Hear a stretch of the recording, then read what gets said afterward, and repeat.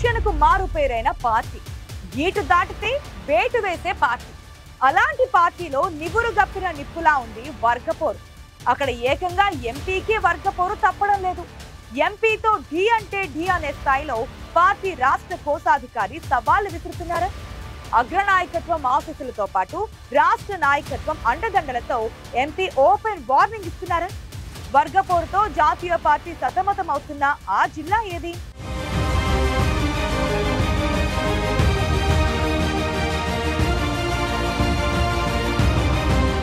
ఉమ్మడి మహబూబ్ నగర్ జిల్లాలో బీజేపీకి బలమైన క్యాడర్ ఉంది. క్షేత్రస్థాయిలో పనిచేసే కార్యకర్తలుండడం కమలం పార్టీకి అదనపు బలంగా మారింది. ముఖ్యంగా నారాయణపేట, మహబూబ్ నగర్ జిల్లాలు బీజేపీకి కంచుకోటలా ఉన్నాయి.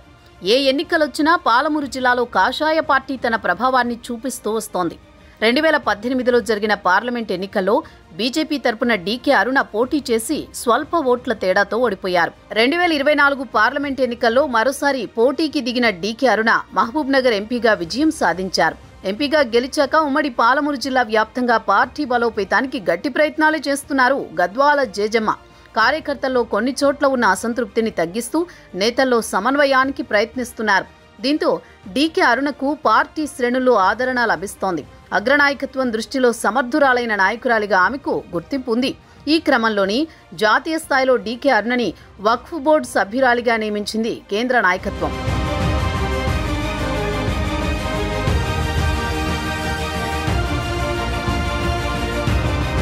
బీజేపీలో అంచెలంచెలుగా ఎదుగుతూ వస్తున్నారు డీకే అరుణ. ముఖ్యంగా గద్వాల జిల్లాకు చెందిన డీకే అరుణ తన సొంత ప్రాంతంలో బీజేపీ పరిస్థితి అంత ఆశాజనకంగా లేకున్నా అక్కడ తన కూతుర్ని రాష్ట్ర స్థాయి పదవిలో కూర్చోబెట్టి పార్టీని చక్కదిద్దే ప్రయత్నాల్లో ఉన్నారు.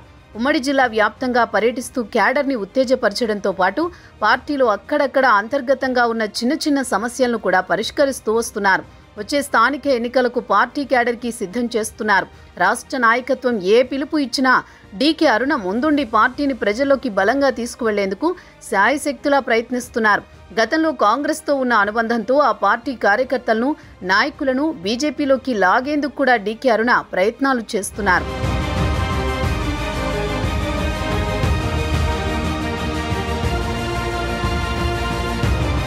బీజేపీలో 40 ఏళ్లకు పైగా సభ్యత్వం ఉన్న నిబద్ధత గల సీనియర్ నేతగా బండారి శాంతి కుమార్కు పేరుంది.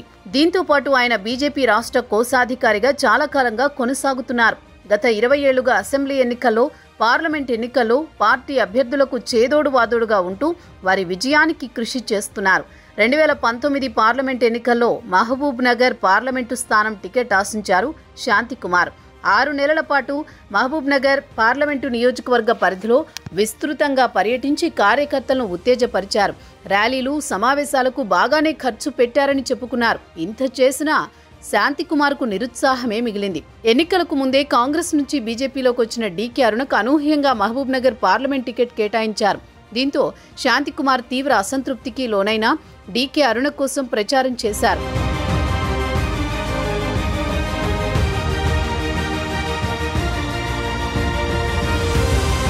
ఎన్నికల సమయంలో జిల్లాకు ప్రధానమంత్రి వచ్చినా, జాతీయ స్థాయి నాయకులు ఎవరొచ్చినా ముందుండి ఆ కార్యక్రమాన్ని విజయవంతం చేస్తారని శాంతికుమార్కి పేరుంది. మంచి వాగ్ధాటి ఉన్న నాయకుడు కావడంతో పాటు హిందీ, ఇంగ్లీష్లో జాతీయ నేతలు ఎవరు మాట్లాడినా తెలుగులోకి అనువదించడంలో ఆయనే ముందుండేవారు.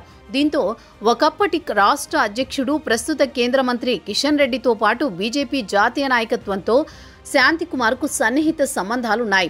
దీనికి తోడు తెలంగాణలో చాలా ఏళ్లుగా రాష్ట్ర పార్టీ కోశాధికారిగా కొనసాగుతూ నిబద్ధత గల సైనికుడిలా పనిచేస్తున్నారన్న అభిప్రాయం పార్టీ నాయకత్వానికి ఉంది.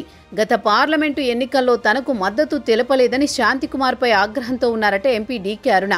పార్టీ రాష్ట్ర అధ్యక్షుడు జిల్లా పర్యటనకు వచ్చినప్పుడు కార్యకర్తల సమావేశంలోనే బహిరంగంగానే శాంతికుమార్పై ఆరోపణలు చేశారామె. ఎంపీ ఎన్నికల్లో తనను ఓడించేందుకు బీజేపీలోనే ఓ వర్గం పనిచేసిందని, వారందరి చిట్టా తన దగ్గర ఉందని తీవ్ర ఆరోపణలు చేశారు డీకే అరుణ. తాను ఏ పార్టీలో ఉన్నా అదే నిబద్ధతతో పనిచేస్తానని, కానీ కొందరు తన వెనుకే గోతులు తవ్వారని చెప్పారు. శాంతికుమార్ పేరు ప్రస్తావించకుండానే పరోక్షంగా ఆయనపై విమర్శలు ఎక్కుపెట్టారు.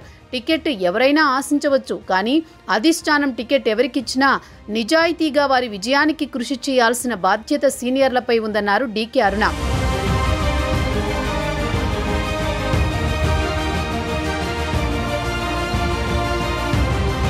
కానీ కొందరు నాయకులు తనను వెన్నుపోటు పొడవడానికి చాలా ప్రయత్నాలు చేశారని, దానికోసమే కార్యకర్తలకు దావతులు కూడా ఇచ్చారని ఆరోపించారు.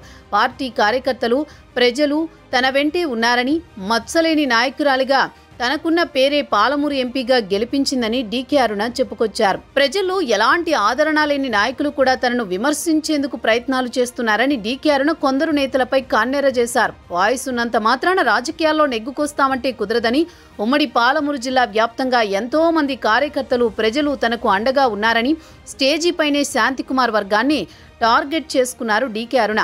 కార్యకర్తలు పార్టీ ఎంపీ మాటలతో షాక్ తిన్నా మౌనంగా ఉండిపోయారు. ఎవరెన్ని రాజకీయాలు చేసినా తనను ఓవర్టేక్ చేయలేరని తన వర్గం దగ్గర ధీమా వ్యక్తం చేస్తున్నారట డీకే అరుణ.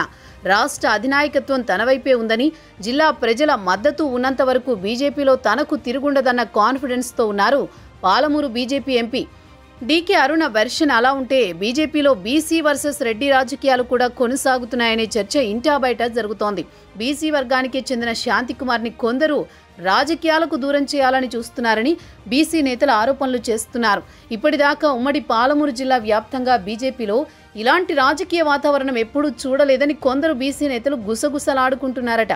ఏదేమైనా కమలం పార్టీలో ఇప్పటికే రాష్ట్ర స్థాయిలో నేతలు వర్గపోరుతో సతమతమవుతుండగా, అదిప్పుడు ఉమ్మడి పాలమూరు జిల్లాకు పాకింది. చాలా జిల్లాల్లో నేతల మధ్య అంతర్యుద్ధం నడుస్తోందని, కొత్తగా పార్టీ పగ్గాలు చేపట్టిన రామచంద్రరావు ఇలాంటివి చూసి చూడనట్లుంటే భవిష్యత్తులో పార్టీకి తీవ్ర నష్టం తప్పదంటోంది కమలదళం.